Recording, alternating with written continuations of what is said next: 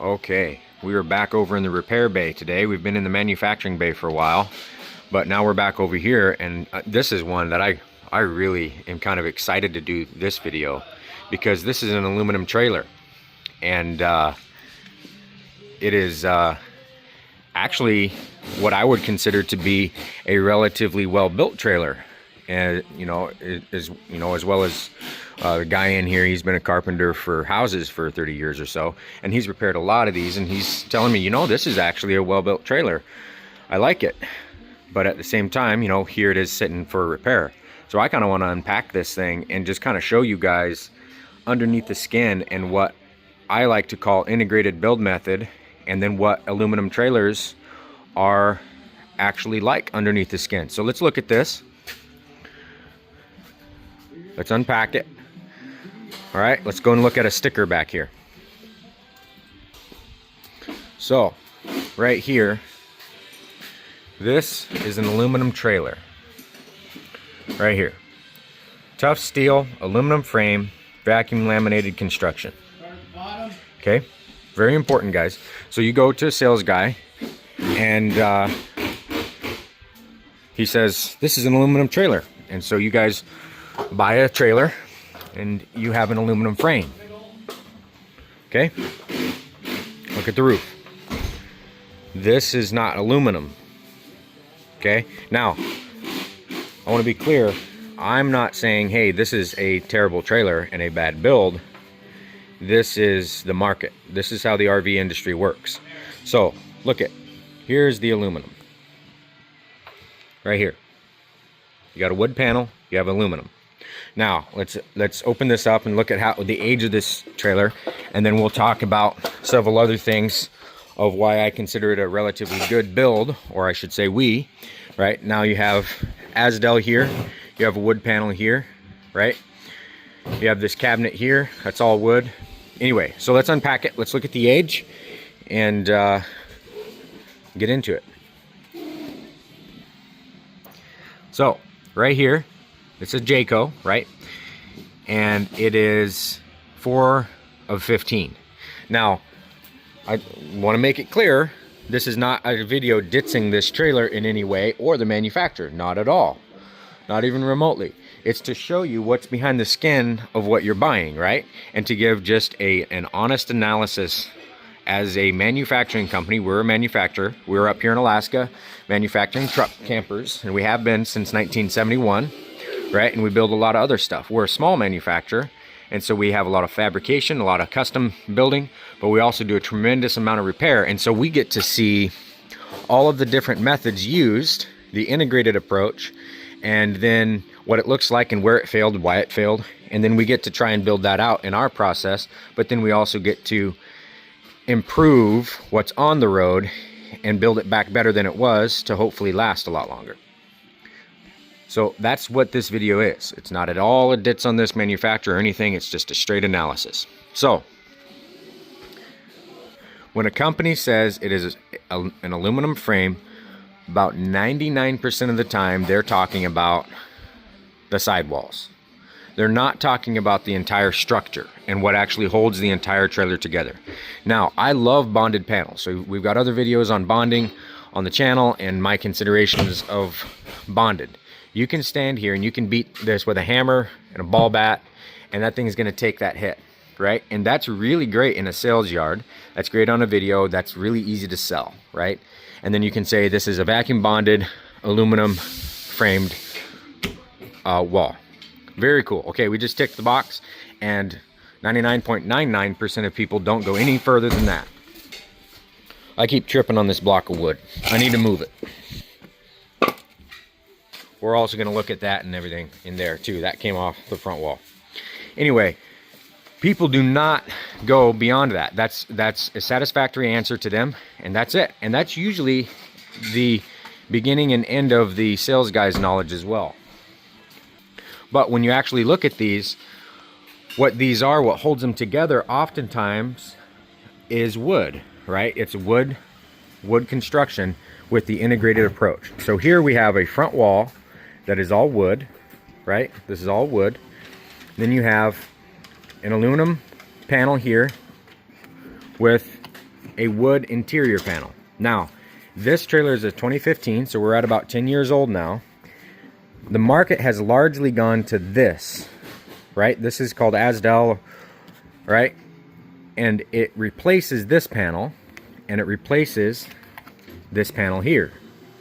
Okay, that's what the Asdel is, right? And that way you get away from any kind of rot.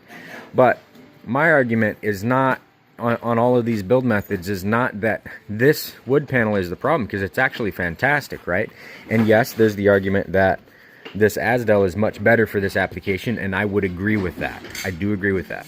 Where it's challenging is in your bonding to your aluminum. Getting it to actually bond, you do need to take the vacuum panel approach, right? So it is superior, but then you have the rest of the camper that has to get built onto this, and it's very difficult to use this everywhere in the camper successfully, right? So this is a very common method used, is where you have integrated approach. This is still happening on the market today. Again, it's very common. The market's trying to get away from it, but I think the real issue is not that the wood is rotting, it's that the leak is happening because of the construction method on a fundamental level. So you have this panel coming up and butting against this panel, and then you don't have a strong enough corner holding all of it together, and so all of your movement is brought to the corner, and then you get a failure. Okay, that's my big argument. What's the solution to that? Well, what is causing the failure, right? The movement? Is it the lack of sealant? Where do you consider the failure to be? Is the failure that it's moving and gonna break, or is it that maintenance wasn't kept up, and so once it was at the end of its sealant life cycle, it really wasn't maintained properly? There wasn't enough education there, and so the failure caused the trailer, it took the trailer out, right? Or the construction method out. There's a good argument there that we can all have on both sides, that and that will always be that way. I think that argument will always exist, and it's a good one to have. And I truly don't, as a manufacturer, I don't know the real answer to that, because you know, I truly do not believe there's any substitute for any good enough substitute for proper maintenance. I just don't think there is. I think that being educated, and dealerships and manufacturers and those who can educate their customers, I think that's the real answer to any and all build method, after seeing many different types of construction methods out there. Maintenance is the one that takes out the units. So what this gentleman did, and he knows this well, we told him, so we're not beating on him, but it's our opinion that he sealed the roof wrong, right? And what that means, and we're going to get back to construction here in a second, but what that means really is that when you go on here to your sealants, you need to clean them off as best you can, or properly prep the surface, clean them with the right solvents, and then tube the sealant on in the right weather, the right conditions, and then you need to consistently check them, right? In one summer, you should probably check your sealants 2 or 3 times. That's my point of view. You should check them consistently like that.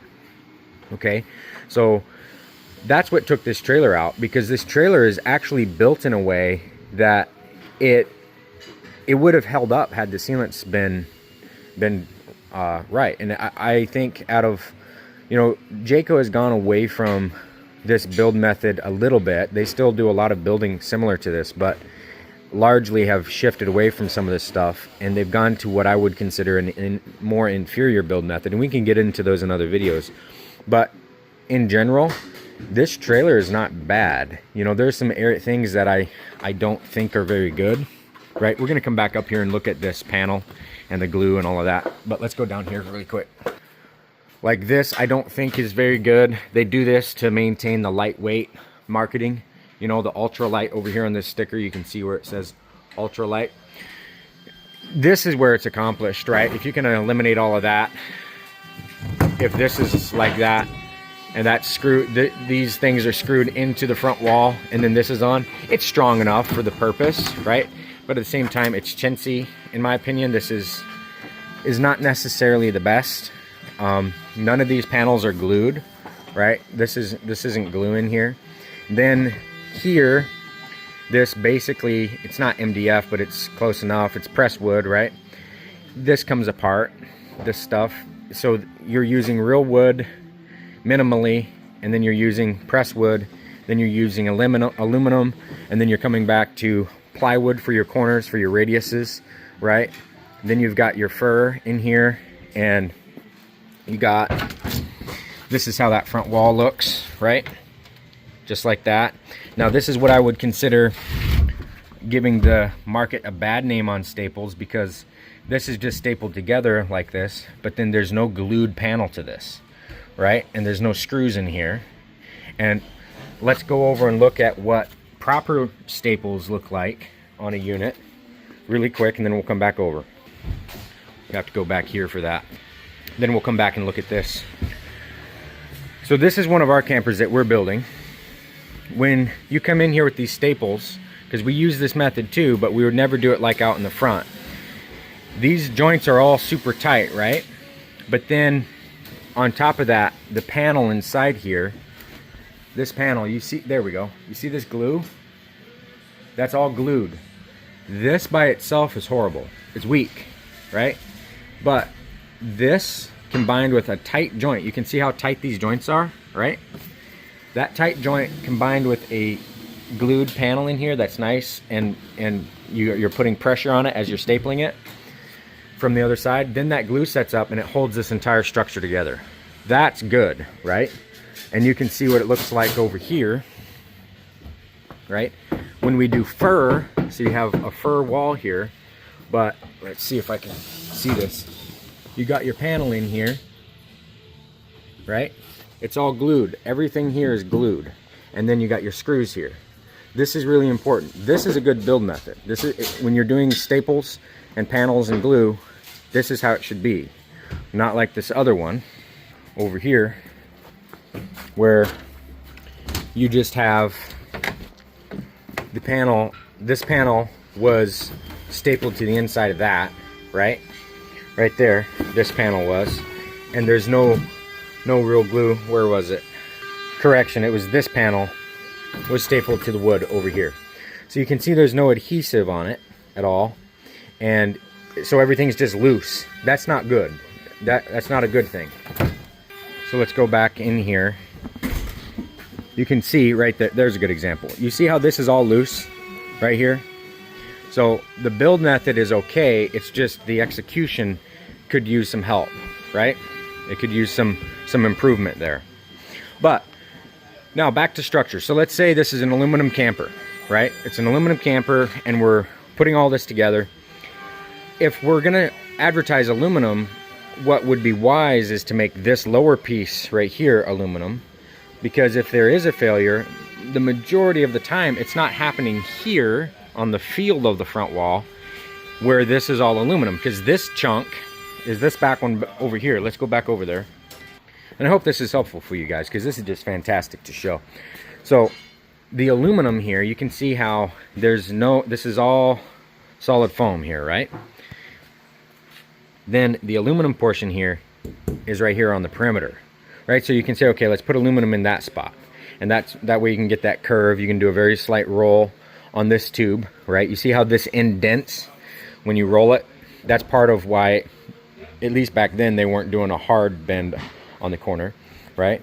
So let's run back over, and you can see this is just a sheet of fiberglass bonding board. It's almost like a it's not, it's basically Asdel. This is Asdel on this front wall. Let's run back over there though. So that's great. You can see I have a composite, this is composite material, but then behind it is actually wood. It's so common, and this is still happening on the market, guys. It's still happening. So you have aluminum from here up to there, but then on the stress points in the corners, they're using wood. Incredibly common. And again, this is still happening.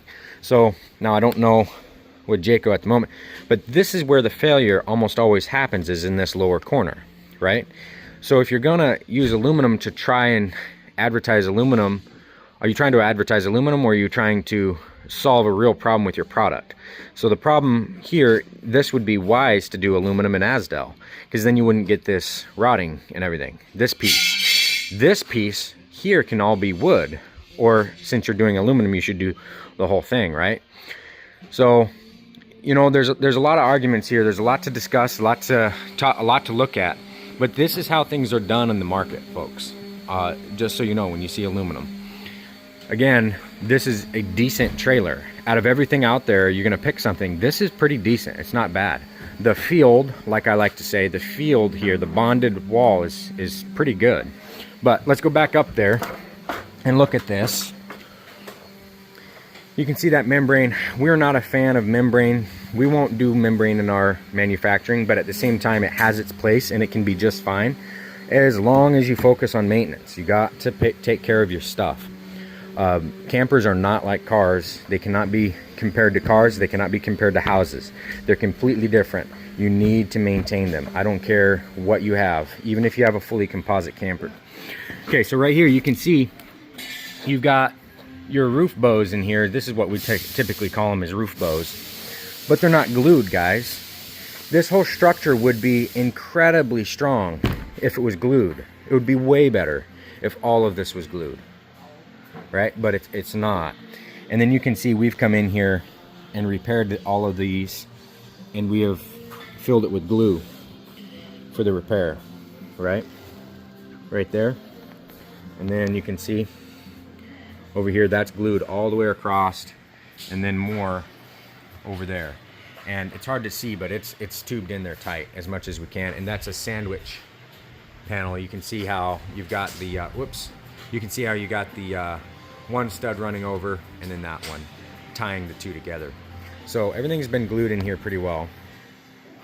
And so yeah, again, it's not horrible. This is one that we needed to add, right? Because there was some damage in here. And then you guys can see what gets you to that ultra light. It's these types of boards that are laminated, and these themselves aren't terrible. They're not bad, but they're designed for weight savings, but then they're tied to this stuff. And then I know the arguments out there on pocket screwing and all of that.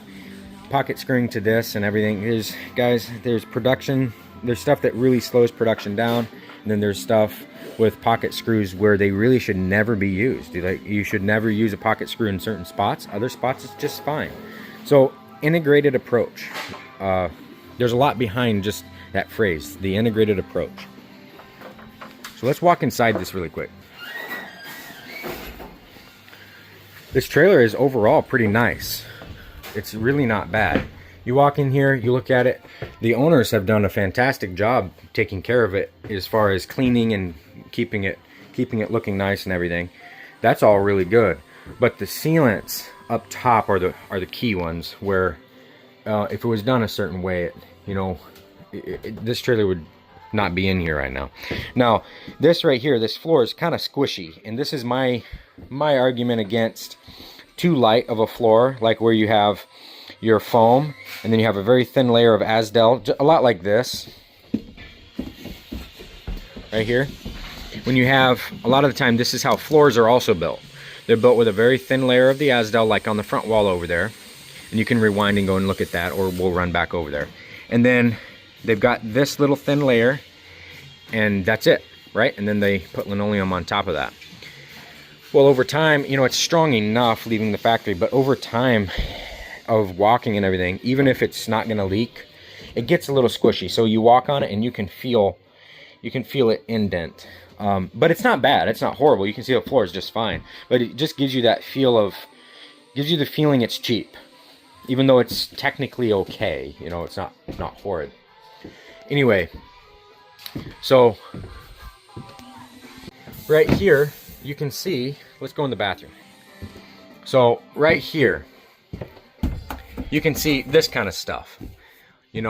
This makes it look just cheap, right? And not well built. And then you get a corner like this that could be done better, and that's all okay. That stuff is fine. But at the same time, it's that finish on a trailer that's kind of decent for the market price and everything that makes it feel kind of cheaper than it really is, right? You can see more over here, right? Same thing. You can see this, none of this is glued at all. And I get it, you know, there's no framing in here. We have a certain framing rule where it should be timed a little bit more than that. And timing, I'm meaning the frequency of your studs. You can see this kind of thing. These are just kind of tacked in here like that. Those are the kinds of things that give you that cheap feel and make folks say, hey, it's a cheap trailer. Truly, you know, these things are, if you built them, overbuilt every one of these, they would be more expensive than the market can actually pay. So there's some stuff that is okay, and I fully understand it and I get it. But at the same time, you know, I don't know. You know, I think I'm with the rest of you guys, and if I'm gonna build something, I'm gonna build it in a particular way that's gonna hold up for over time. And you know, this is also a good example, this whole camper, of each manufacturer over the years, they try to solve one problem they're having, and they change a production method, and they do something for a 2-year, 3-year period, and then they switch away from it when they realize the mistakes, and then the engineers might be swapped out and the production crew, and so you circle back to things that were proven bad methods as the years went on, but who's there to tell you otherwise? And you know, you deal with a lot of that. We have gone through those same phases as a manufacturer. I will be the first to tell you that. We have had some years that are not so great, and we've had others that are really well. And then and it's all based on leadership, right? Who is running the company? Where's the attention? Who's the foremans? All of those factors have a massive role in everything that we're looking at here. So anyway, I hope this one was helpful, guys. This is kind of the definition of a integrated approach to manufacturing, and it's overall not a bad trailer as far as structurally holding up over time. You just have to take care of it.